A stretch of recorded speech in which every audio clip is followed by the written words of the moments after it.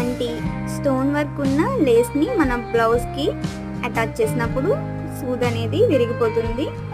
ఇప్పుడు మనం సూది విరగకుండా ఎలా స్టిచ్ చేసుకోవాలో ఈ వీడియోలో నేను మీకు చూపిస్తాను.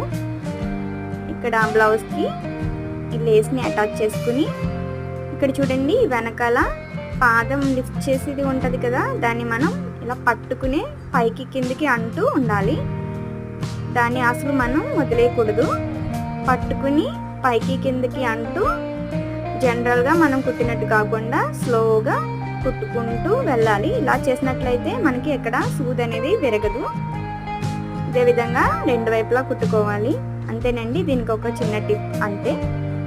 బక్రం లేకుండా చాలా ఈజీగా మనం ఇలా స్టిచ్ చేసుకోవచ్చు. బ్యాక్ సైడ్ కూడా చాలా నీట్గా ఫినిషింగ్ అయితే వచ్చింది. ఇలా రెండు హ్యాండ్స్కి కుట్టేసుకున్నాం. ఇక్కడ చూడండి వేరొక మోడల్ కూడా నీట్గా ఫినిషింగ్ అయితే